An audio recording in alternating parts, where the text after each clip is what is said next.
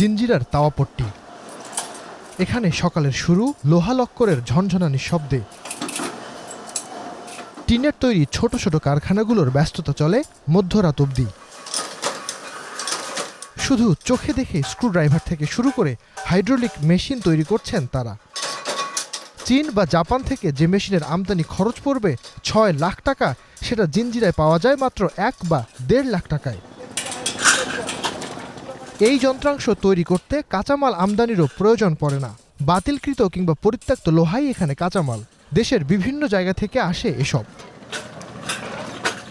নবাবী আমল থেকে ঢাকার প্রধান বাণিজ্য কেন্দ্র হিসেবে প্রসিদ্ধ ছিল জিঞ্জিরা।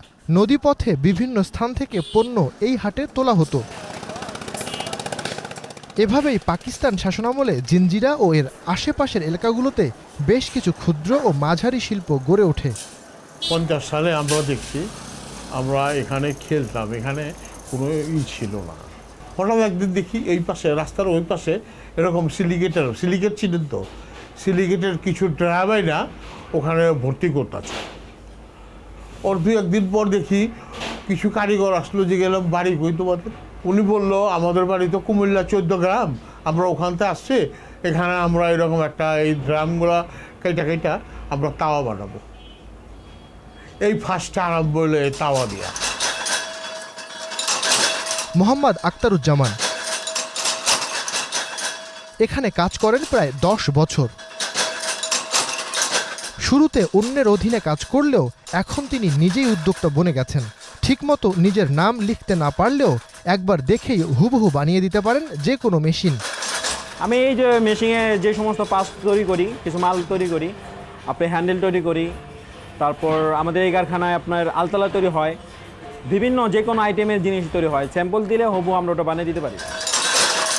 আসলে এই শিক্ষাগত যোগ্যতা আমাদের ওরকম নেই, আর আমরা কোনো জায়গায় মনে করেন এই ট্রেনিংও পাইনি। মানে আমাদের ওস্তাদগুলো করে গেছে, তাদের দেখে দেখে মনে করেন আমরা শিখছি, আবার আমাদের দেখে দেখে আরও নতুন যারা আসতেছে তারা শিখতেছে। এখানে প্রায় 300 কারখানায় কাজ করেন 30,000-এর মতো শ্রমিক, যাদের বেশিরভাগেরই নেই প্রাতিষ্ঠানিক শিক্ষা। কিন্তু এসব শ্রমিকের নামের পাশে বসে গেছে ইঞ্জিনিয়ার খেতাব। এখানে আমরা মুড়ি পাল্লার কাজ করি, মুড়ি পাল্লার সার্কেল কাটি, 3,000, 3,500, 4,000 টাকাও পাই। বর্তমানে যে বেতন আছে আমরা এই বেতনে পোষায় না। আগে যে দামে আসিল, মানে বর্তমান তো সেই দাম নাই, আমাদের দাম বাড়ে নাই, সংসারের খরচ আছে, বাসা ভাড়া আছে, এটা আমরা তো পারতাছি না, আমাদের অনেক কষ্ট হয়ে যায়। মানে আছেন উল্লেখযোগ্য সংখ্যক নারী শ্রমিকও।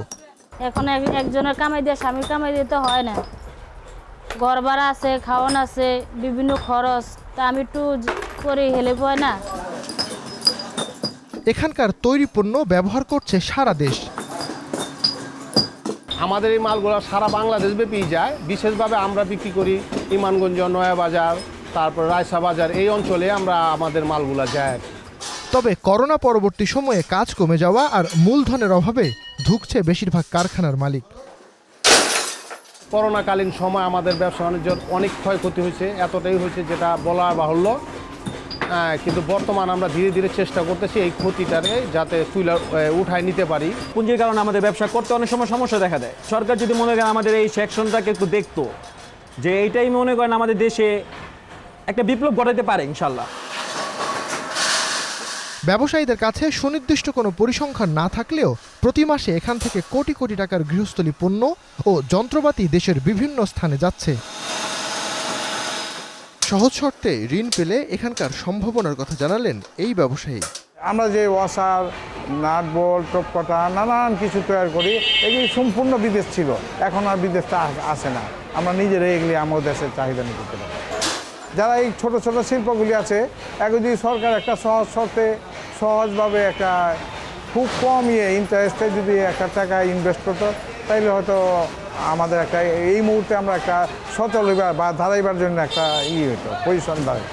কেন জিঞ্জিরার ক্ষুদ্র উদ্যোক্তাদের ঋণ মিলছে না জানতে চাইলে এসএমই ফাউন্ডেশনের চেয়ারম্যান বলেন, ব্যাংকগুলো যখন ঋণ প্রদান করতে যায় তারা ঋণগুলোকে একইভাবে বিবেচনা করে। বড় শিল্প প্রতিষ্ঠান বা মাঝারি শিল্প প্রতিষ্ঠানে ঋণ বিতরণ করার ক্ষেত্রে যে সকল নিয়মকানুনগুলো আছে সেগুলি তারা কিন্তু মোটামুটিভাবে ক্ষুদ্র ও মাঝারি উদ্যোক্তাদের উপরে চাপায় দেওয়ার চেষ্টা করে। আমি বিশ্বাস করি যে মার্কেট অ্যাক্সেস আমরা যতটুকু বাড়াতে পারবো এবং এদেরকে বাজারের সাথে যত বেশি সংযোগ আমরা তৈরি করতে পারবো, তাদের পণ্যের গ্রহণযোগ্যতার মাত্রা তত বাড়বে। মেড ইন জিঞ্জিরা একটা সময় নকল পণ্য উৎপাদন করার জন্য এই নামটিকে নেতিবাচক অর্থে ব্যবহার করা হয়েছিল, কিন্তু সেই জিঞ্জিরায় এখন চলছে হালকা প্রকৌশল শিল্পে এক নীরব বিপ্লব।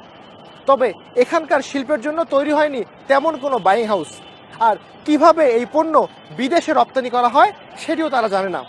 তাই ব্যবসায়ীরা বলছে সরকারি সহযোগিতা পেলে এই শিল্প দেশের চাহিদা মিটিয়ে রপ্তানি সম্ভব। নাইম আবির, এখন, ঢাকা।